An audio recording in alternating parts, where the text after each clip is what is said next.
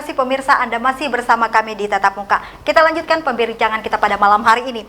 Bang, kita berbicara kemudian ke program. Abang tadi sempat menyinggung masalah program PWI. Apa saja yang menjadi prioritas unggulan? Kalau PWI sih tidak terlalu banyak program ya. Dari pusat juga sudah diarahkan bahwa kalau ada program yang kita laksanakan itu 1 sampai 10, 1 sampai 9 itu adalah pendidikan dan pelatihan. Dan nomor 10-nya itu dan lain-lain. Seperti? Dan lain-lain itu kan banyak, kayak misalkan olahraga, kemudian kesejahteraan, koperasi dan lain-lain. Tapi 9 program utamanya itu adalah kita pendidikan dan pelatihan. Nah, di masa kepengurusan saya ini, saya lebih mengedepankan bagaimana meningkatkan kompetensi kawan-kawan, supaya mereka memang benar-benar terbentuk sebagai wartawan yang memang profesional. Karena saya pikir kompetensi itu sangat-sangat penting sekarang, dan itu saya rasakan sendiri. Dulu saya juga termasuk orang yang malas mengambil kompetensi, tetapi setelah saya mengambil kompetensi 2 kali kompetensi, ternyata setelah 10 tahun saya ngambil kompetensi baru terasa sekarang manfaatnya. Oh ternyata setelah saya mengambil kompetensi, jenjang karir saya lebih bagus. Orang lebih percaya ketika kompetensi saya bagus, perusahaan akan lebih percaya dengan kita. Gitu. Oke, kita masuk Bang ke peran dari media sendiri. Bagaimana peran dari media ini sendiri untuk mensosialisasikan khususnya instruksi dari Gubernur Kalteng, karena kita berada di Kalteng, untuk COVID-19 ini sendiri? Saya pikir kawan-kawan sudah berjuang ya, berjuang cukup baik. Setiap apapun instruksi yang dikeluarkan oleh pemerintah, kita selalu tayangkan, kita selalu muat beritanya. Bahkan setiap rilis kita selalu menulis untuk diwartakan kepada masyarakat. Jadi saya pikir kawan-kawan juga sudah sangat bagus lah ya untuk mensosialisasikan bahaya COVID, termasuk dengan instruksi yang dikeluarkan oleh pemerintah. Ketika Bang, dari pemerintah pusat kita melihat hari ini mungkin dari pemerintah mengatakan kebijakannya A, kemudian B, kemudian kita untuk mengambil posisi di tengah-tengah sebagai seorang jurnalis itu seperti apa? Kita sering melihat, jujur kita melihat di media nasional, hari ini kebijakan A, kemudian kebijakan B. Kita mentransferkan ini kepada masyarakat dengan bahasa yang dimengerti oleh masyarakat itu seperti apa? Kita harus ini dulu ya. Yang pertama, makanya kenapa wartawan itu dituntut profesional. Ketika dia mendapatkan isu seperti itu, dia tidak langsung mencerna. Dia tidak langsung, dia tidak langsung membuat sebuah tulisan yang langsung ketika kata orang begini langsung ditulis, tidak. Makanya kenapa wartawan itu perlu profesional. Ketika dia mendapat informasi itu, maka hal yang dia lakukan pertama adalah dia akan melakukan cek and recheck dulu. Ketika dia melakukan cek and recheck, ternyata ada kesalahan. Memang kita bukan dalam posisi menghakimi, ya, kita akan cari perbandingan narasumber lain. Nah, tetap 2 sumber ini kita akan tulis, hanya saja nanti yang membandingkan mana salah yang benar itu adalah masyarakat. Jadi informasi itu tetap utuh kita berikan. Oke, kalau menghadapi wabah COVID seperti sekarang ini, dari kepengurusan dari PWI sendiri atau dari perusahaan media itu memberikan pelajaran dalam kutip terlebih dahulu kepada para jurnalis yang menjadi naungannya, atau seperti apa? Atau jurnalis ini mencari sendiri, seperti apa? Atau kebijakan dari perusahaan, teman-teman harus saya kumpulkan dulu. Ini loh COVID itu seperti ini, bahayanya seperti ini, kalian harus seperti ini, atau seperti apa? Oke, kalau COVID ini kan yang pertama kita harus paham dulu COVID ini apa. Kemudian kita harus belajar lagi cara penularannya seperti apa. Kita akan mulai dari diri kita sendiri dulu. Ketika kita sudah paham, baru kita sosialisasikan dengan kawan-kawan. Makanya saya ketika masalah ini muncul di Indonesia, yang pertama saya berikan sosialisasinya adalah cara penularannya dulu. COVID-nya apa, penularannya seperti apa, antisipasinya seperti apa. Itu dulu yang harusnya penting disampaikan kepada masyarakat. Nah, kalau kita hanya memuat sebuah kasus, itu hanya akan menimbulkan ketakutan. Oke. Nah, ketika saya sudah memulai dari diri saya sudah memulai dari perusahaan tempat saya bekerja, baru saya mengeluarkan imbauan ke kawan-kawan yang lain supaya kita sama-sama satu visi, satu misi bahwa COVID ini tidak selalu supaya tidak selalu menjadi momok yang menakutkan gitu. Kita juga harus memberikan ketenangan kepada masyarakat. Makanya saya beberapa waktu lalu juga sempat mengimbau kepada kawan-kawan, ayolah jangan kita bicara soal kasus kematiannya melulu. Karena COVID ini multi effect flyer. Jadi banyak dampak yang ditimbulkan oleh COVID. Yang perlu kita cermati juga bersama adalah bagaimana nanti paskanya. Karena paskanya itu kan cukup panjang juga nanti. Setelah COVID ini selesai, bagaimana kehidupan masyarakat.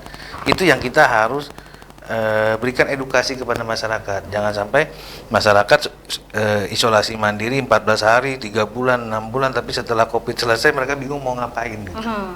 Kemudian kita juga masih melihat entah di media koran, elektronik, bahkan di media nasional, bagaimana dalam tanda kutip agak susah untuk memberikan pelajaran edukasi tentang COVID ini kepada masyarakat. Terkadang kita melihat apa yang sudah kita suarakan pun sepertinya lewat saja. Itu bagaimana, Bang? Kalau media sendiri membahasakan supaya ini mudah diterima oleh masyarakat itu sendiri. Memang orang bilang bedungil itu, Bang. Nah, itu bagaimana itu? Memang secara kelembagaan PWI tidak bisa intervensi kebijakan redaksi. Kebijakan redaksi media kami tidak bisa intervensi, tetapi saya mencoba memberikan contoh. Apakah melalui tulisan-tulisan seperti itu terus mempersuasif masyarakat atau seperti apa, Bang? Melalui tulisan itu saya mempunyai keyakinan begini, ketika masyarakat itu membaca tulisan soal COVID itu tidak menakutkan, mereka akan bangkit kesadarannya. Ketimbang ketika kita membuat sebuah tulisan COVID seakan-akan mengancam kehidupan kita. Bukankah itu ratingnya lebih naik, Bang? Kalau ada kontra-kontra seperti itu kan biasanya lebih cepat melejit nih. Betul. Kalau kita bicara rating mungkin iya. Tetapi sekali lagi rating juga tidak menjadi segalanya buat pemberitaan. Karena dibalik dari rating pun tinggi, pengiklan belum tentu masang. Rating rendah belum tentu juga ada pengiklan. Tapi ketika headline-nya mungkin besar atau mungkin di media televisi besar, 3 orang serentak mati karena COVID loh. Bukannya orang langsung membaca tuh, Bang. Kan biasanya ada trik-triknya itu supaya orang tertarik. Itu betul. Seperti apa kalau saat Tapi ini? Begini, yang saya rasakan sekarang tidak melulu seperti itu juga ya. Ada pergeseran kan? Sekarang terutama di media cetak itu saya melihatnya ada pergeseran cara pandang masyarakat, termasuk di media daring juga cara pandang masyarakat sudah berbeda. Masyarakat justru agak ngeri ketika melihat judul-judul yang bombastis sekarang. Saya pernah beberapa kali mencoba berdiskusi dengan kawan-kawan, ternyata judul bombastis juga tidak jaminan untuk tidak klik. Menjual juga di sini. Tidak jaminan untuk klik. Karena apa? Karena masyarakat kita itu sudah terlalu sering tertipu dengan judul-judul bombastis. Kadang-kadang ada di share di media sosial, judulnya bagus apa semua, tapi ketika diklik isinya nol besar gitu kan. Nah, itu pergeseran yang saya lihat mulai terjadi. Makanya penjudulan maupun penulisan juga kembali kepada masa era koran tahun 90-an, tahun 2000-an ya, awal 90 tahun 2000-an. Kembali ke sana. Nah, tinggal yang berubah itu kan sekarang media cetak juga udah mulai berubah. Kalau kita masih menyajikan berita-berita yang nuansanya bombastis seperti itu, kita akan kalah berperang.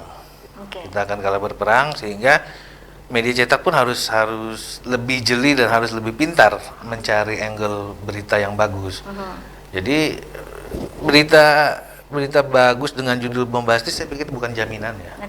Kemudian bagaimana teman-teman jurnalis ini, Bang? Di tengah lapangan seperti kita melihat, di tengah juga terjangan yang namanya hoax, yang mungkin beritanya bagus terlihat. Itu bagaimana kita ini tetap berdiri pada posisi bahwa keberadaan kami ini resmi dan tulisan kami dan yang kami sajikan itu benar. Marilah tetap beralih kepada kami gitu loh. Minggir yang hoax dan lain sebagainya. Jujur kan, satu hari kalau saya baca itu hampir hoaxnya masuk 58 berita dari yang saya baca. Ya, memang hoax ini ya menjadi tantangan juga buat kita di kalangan jurnalis ya. Dan ini sangat-sangat mengganggu sebetulnya. Nah, itulah kenapa saya menekankan kepada kawan-kawan itu untuk melawan hoax itu sebetulnya kuncinya ada di kode etik. Semakin wartawan itu profesional, dia akan semakin taat kepada kode etik, maka hoax itu dengan sendirinya terbenam. Kemudian bagaimana meyakinkan masyarakat bahwa itu berita tidak benar? Kecuali kalau kadang ada tulisannya hoax misalnya di media sosial, kalau tidak, dia bergulir seperti bola api, bola panas, bola liar di luar sana. Kemudian itu ditangkap oleh masyarakat. Bagaimana kita media sendiri membuat masyarakat itu cerdas? Nah, melalui pemberitaan yang kita harus menangkalnya. Jadi ketika ada banyak beredar informasi-informasi yang tidak benar soal COVID, soal yang terbaru ini adalah COVID lah ya, COVID-19, banyak informasi-informasi beredar tentang kesehatan begini-begini. Wartawan juga harus jeli. Wartawan harus jeli. Oh, ini ada hoax yang beredar seperti ini. Tanya ke ahlinya, tanya ke dokter misalkan. Benar nggak ramuan-ramuan ini bisa menangkal COVID? Biar dokter yang jelaskan. Dengan cara-cara seperti itu, saya pikir kita lebih bisa mengedukasi masyarakat. Nah, contoh kecil misalkan begini. Sekarang yang lagi rame-ramenya adalah soal keringanan kredit. Hoax beredar kemana-mana soal keringanan kredit, termasuk ASN dinyatakan dapat keringanan kredit itu. Nah, kita mencoba meramu itu semua. Kita tanya OJK, kita tanya BI, kita tanya perbankan, kita tanya leasing, benar nggak yang seperti ini? Ternyata semuanya ada kriterianya gitu. Tidak semua debitur mendapatkan keringanan. Ya, betul. Tidak semua debitur ternyata yang mendapatkan keringanan gitu. Ada debitur dalam kriteria tertentu yang memang dia dapat keringanan. Misalnya debitur yang dalam posisi dia pegawai bulanan, karyawan dengan gaji bulanan namun dirumahkan.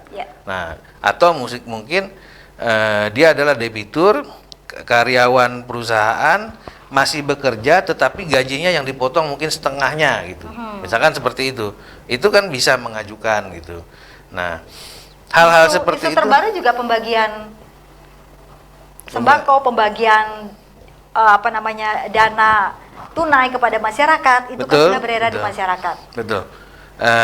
Jadi soal pembagian sembako, pembagian stimulus, itu juga kita harus wartawannya juga harus jeli melihat itu. Nah, stimulus itu dipahami dulu seperti apa. Kemudian apa saja kriterianya, bagaimana. Nah, ketika itu sudah didapatkan, wartawannya sendiri paham, kemudian cari narasumber pembandingnya bagaimana, sehingga setiap tulisan, setiap naskah yang ditayangkan di dalam sebuah berita berimbang dan juga mencerdaskan. Bagaimana kalau saat ini, Bang, sangat sulit teman-teman di lapangan, khususnya media elektronik, untuk bertemu muka dengan narasumber. Kita meminta mereka untuk merekam diri sendiri pun kadang kesulitan, tetapi kita membutuhkan suara ini dari mereka karena mereka yang kompeten. Bagaimana, Bang, di sini? Itu pendekatan ya, pendekatan. Saya jujur, sebelum saya selaku ketua PWI bersama kawan-kawan pengurus mengeluarkan himbauan untuk wartawan bekerja di rumah, saya terapkan dulu di lingkungan saya. Jadi ketika saya terapkan di lingkungan saya, wartawan semua bekerja di rumah, redaksi semua bekerja di rumah, baru saya terapkan ke organisasi karena saya memberikan contoh kepada mereka. Nah, banyak keluhan waktu itu, terutama dalam lingkungan kerja saya. Bang, ini kami kesulitan narasumber apa semua begini-begini. Strateginya adalah cari orang terdekat. Nah, cari orang terdekat. Misalkan wartawan perlu wawancara dengan kepala BI, tapi dia nggak bisa nembus. Nah, strateginya adalah cari orang terdekat kepala BI siapa. Dia punya staf, dia punya sekretaris. Nah, yang dekat dengan sekretarisnya itu siapa? Itu link-link seperti itu yang dimanfaatkan. Bagaimana kemudian Bang, ketika Abang menjelaskan seperti ini, memberikan edukasi juga kepada para petinggi dalam tanda kutip yang memiliki kebijakan itu untuk bisa mensosialisasikan ini, masyarakat perlu tahu gitu loh. Iya. Nah itu bagaimana dari PWI sendiri mungkin, tapi jangan dijawab dulu Bang, kita break sebentar. Pemirsa, kami akan lanjutkan perbincangan malam hari ini, jangan kemana-mana, tetaplah bersama kami di Tatap Muka.